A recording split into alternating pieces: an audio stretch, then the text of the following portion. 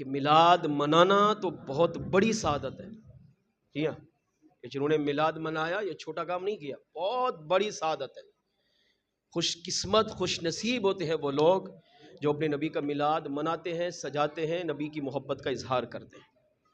اگر کوئی میلاد کی خالی نیت کرے، میلاد کیا نہیں، خالی نیت کرے کہ میں اپنے نبی کا میلاد مناؤں گا، اللہ اس کی سچی نیت کو قبول فرما کر اس کو سب سے بڑی نعمت زندگی بھی عطا فرما دیتا. اس بات کو اس روایت سے سمجھیے. محدث احمد بن محمد الفاسی رحمۃ اللہ تعالی علیہ انوار المیلاد النبی میں لکھتے ہیں، خلیفہ عبد الملک بن مروان، یہ ایک بادشاہ گزرا. اس کے زمانے میں ایک نوجوان تھا، اس کو گھوڑے پر سواری کرنے کا شوق تھا. تو گھوڑا اس نے خریدا، سواری سیکھنا شروع کیا. ایک دن گھوڑا نکالا، سوار ہوا اور جنگل کی طرف دوڑاتا ہوا چلا گیا. شام کو جب واپس آیا تو گھوڑا جیسے ہی شہر کے قریب آیا نا تو وہ بدک گیا، سمجھو بگڑ گیا. اب وہ گھوڑا آپ میں سے باہر ہو گیا، یا اس کو کوئی چیز لگی ہوگی. تو اس نے سنبھالنے کی کوشش کی نوجوان نے، مگر گھوڑا نہیں سنبھلا. اپنے گھر کی گلی سے جب گزرا تو وہاں کچھ بچے کھیل رہے تھے. تو خلیفہ عبد الملک بن مروان کا بیٹا وہ بھی ان بچوں کے ساتھ کھیل رہا تھا.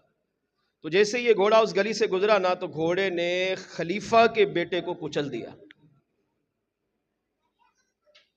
اتنا کچلا کہ بیٹے کا انتقال ہو گیا. اب تھوڑی دیر کے لیے سوچو، میلاد کا ثواب، میلاد کے ثواب میں تو بات ہوتی ہے. تھوڑی دیر کے لیے سوچیں، وزیر اعظم کے بیٹے کو اگر آپ ماریں، صدر کے بیٹے کو آپ تکلیف پہنچائیں، تو آپ کے ساتھ، آپ کے خاندان کے ساتھ، آپ کے گھر والوں کے ساتھ، آپ کے شہر والوں کے ساتھ کیا ہوگا؟ ہر سمجھدار سمجھ سکتا ہے. یہ فوراً دوڑا گھوڑا چھوڑا، گھر بھاگا.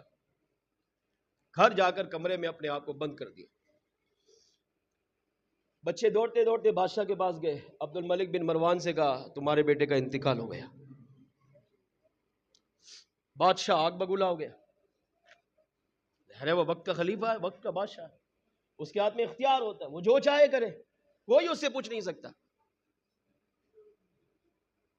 وہ چاہے تو اچھا لیڈر بنے، چاہے تو وقت کا فرعون بن جائے، اس کے ہاتھ میں ہوتا ہے. چاہے تو اپنی آخرت سوارے اچھے کام کر کے، اور چاہے تو برے کام کر کے، حق تلفیہ کر کے آخرت بگاڑے. تو بادشاہ آگ بگولا ہو گیا. فوراً جلاد کو بلایا، اپنے گارڈ بلائے، کہا جس نے میرے بیٹے کو قتل کیا نا اس کو گرفتار کر کے لا. گارڈ فوراً محل سے نکلے. ایک وزیر سمجھدار تھا، وہ بادشاہ کے پاس آیا، کہا بادشاہ سلامت، آپ کے بیٹے کی لاش سامنے پڑی، ابھی اس بندے کو بلانا اور اس کو فوراً قتل کروانا، پھانسی کا حکم دینا، یہ اچھا نہیں لگ رہا. آپ ایسا کریں کہ کل رکھ لیں، سزا دیں گے اس کو، لیکن پہلے ہم اس کی غسل سے، کفن سے، جنازے سے، تدفین سے فارغ ہو جائیں. آپ کا لفظ ہے جگر. تو بادشاہ نے کہا کہ چلو ٹھیک ہے، وزیر کی بات مانی. گارڈ واپس بلا لی. تدفین ہوئی، غسل، کفن، نماز جنازہ، رات کو ہی اپنے بیٹے کو دفن کر دیا. اگلا دن جب سورج نکلا، اس نوجوان نے کیا کیا؟ ساری رات کمرے میں رہا، باہر نہیں نکلا. بادشاہ نے اب جلاد کو کہا اپنی تلوار تیار کر، پھٹی لا، جو پھانسی کی تیاری ہوتی ہے وہ کر، اس کا سر اتارنا ہے. اور سارے وزیر، مشیر، نوکر چاکر، محل میں جتنے افراد تھے سب کو اور عوام کو بھی بلایا، کہا سریعام اس کو میں پھانسی دوں گا اور سزائے موت دوں گا، اتنی بری موت دوں گا کہ لوگوں کو دیکھ کر عبرت حاصل ہو، تاکہ کل کوئی میرے گھر والوں پر یا میرے خاندان پر مارنا تو دور کی بات انگلی بھی نہ اٹھائے. وقت کا بادشاہ کر سکتا ہے. کسی نے چوچرا نہیں کی. تیاری ہو گئی، گارڈ بھیجے، جاؤ اس کو گرفتار کر کے لاؤ. اس لڑکے کو، نوجوان کو گرفتار کیا اور ہاتھ پاؤں زنجیروں سے باندھ کر بادشاہ کے دربار میں لائے. بادشاہ ادھر غصے میں آگ بگولا، غصے کی وجہ سے چہرہ سرخ لال پیلا ہو گیا. ایسا لگ رہا تھا کہ جیسے آج نوجوان کو گندی موت دے گا. جیسے جیسے نوجوان کو دیکھا نا تو غصہ بڑھتا گیا، یہ بھی کروں گا، یہ بھی کروں گا، یہ بھی کروں گا. لیکن جیسے جیسے وہ قریب آیا اور بادشاہ کے قریب آیا یوں، تو اس کے چہرے کو دیکھ کر بادشاہ کے منہ سے مسکراہٹ نکل پڑے. وہ جو غصے سے لال پیلا ہو رہا تھا نا وہ ہنسنے لگ گیا. اب وزیر مشیر، آپ کو بھی حیرت ہو رہی ہوگی، وزیر مشیر سب کہ ابھی تو برا حال تھا اس کا، ایسا لگ رہا تھا جیسے ابھی یہ کھا جائے گا. لیکن جب نوجوان سامنے آیا تو اب تو اس کا غصہ بڑھنا چاہیے، اور بڑھ بھی رہا تھا. مگر جب نوجوان سامنے آیا نا، آمنے سامنے منہ دیکھا تو ہنس پڑا، ہنسی نکلی منہ سے، زور سے کیکا لگا کے ہنسنے لگ گیا اور اپنے گارڈوں سے کہا اس کو چھوڑ دو، میں نے اسے آزاد کیا. اب وزیر مشیر نوکر چاکر خادم سب حیران تھے. وہ جو خاص وزیر تھا وہ قریب آیا اور اس نے سب کے سامنے کہا بادشاہ سلامت بجا تو بتاؤ، آپ تو ایسا لگ رہے تھے جیسے اسے گندی موت دیں گے، بری موت دیں گے، سزائے موت دیں گے، مگر آپ نے نوجوان کے چہرے کو دیکھ کر ہی اسے معاف بھی کیا ہے، ہنسی بھی نکلی، زندگی کی نعمت بھی دی. وجہ عمل. بادشاہ نے کہا مجھے بھی نہیں پتا، مجھے بھی سمجھ میں نہیں آیا اس نے کیا کیا ہے. بعد اس کے چہرے پر کچھ ایسی کشش تھی کہ میں نے دیکھ کر سمجھا کہ میرا دل کرتا ہے میں اس کو معاف کر دوں. کیا واقعی چہرے کی وجہ سے ہوا ہے؟ نہیں، اس کے پیچھے ایک عمل پوشیدہ تھا. اب جب وہ نوجوان، اس کی خوشی کی انتہا نہیں، بیڑیاں کھولی، نوجوان جانے لگا. بادشاہ نے پھر اس نوجوان کو اپنے قریب بلایا، تخت کے قریب بٹھایا اور اس کے کان میں کہا خالی مجھے بتا، پورے دربار کو نہیں، آخر تم نے کون سا ایسا عمل رات کو کیا ہے کہ جس کی وجہ سے میرا غصہ خوشی میں تبدیل ہو گیا. اس نے کہا کچھ نہیں کیا ہے. کہا نہیں کچھ تو کیا ہے. آج تک میں نے جسے سزائے موت دی وہ نہیں بچا، تو پہلا وہ ہے جو میری حکمرانی میں سزائے موت سے بچ کر جا رہا ہے. کوئی تو عمل کیا، کہ نمازیں پڑھی؟ کہا نہیں. کیا روزہ رکھا؟ کہا نہیں. قرآن کی تلاوت کی؟ کہا نہیں. کیا ذکر و اذکار کیا؟ کہا نہیں. کہا عمل بتا. اچھا یہ بتا رات کیسے گزاری؟ اچھا وہ تھا میلاد کا منکر، میلاد نہیں کرتا تھا اور مانتا بھی نہیں تھا. میلاد نہ کرے گناہ نہیں ہے، لیکن میلاد کو برا نہ کہے. میلاد کو نہیں مانتا تھا. اب جب بندے پر مصیبت آتی ہے نا، اب اللہ یاد آتا ہے. ویسے ہمیں صحت ملے، ہاں نعمت ملے، ہمیں رب یاد نہیں آئے گا، آقا یاد نہیں آئے گے. جب ہم مشکل میں ہوں، پریشانی میں ہوں، بیماری میں ہوں، سارا گھر سو رہا ہو، ہم اکیلے جاگ رہے ہوں، ہمیں نیند نہ آ رہی ہو، بستر مرگ پر پڑے ہوں، ایڑیاں رگڑ رہے ہوں، سانس نہ نکل رہا ہو، اب رب یاد آ رہا ہوتا ہے. اب کہتے اللہ اگر زندگی میرے حق میں ہے تو دے، ورنہ موت ہی دے دے.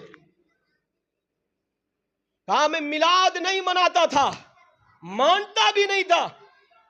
رات کو میں نے صرف یہ عمل کیا ہے، مدینے والے آقا کی طرف منہ کر کے حضور کی بارگاہ میں عرض کیا یا رسول اللہ اگر آپ مجھے نئی زندگی عطا فرما دیں، میں آپ سے وعدہ کرتا ہوں ساری زندگی آپ کا میلاد بھی مناؤں گا، اور یا رسول اللہ ساری زندگی آپ کی شریعت و تعلیمات پر عمل بھی کروں گا.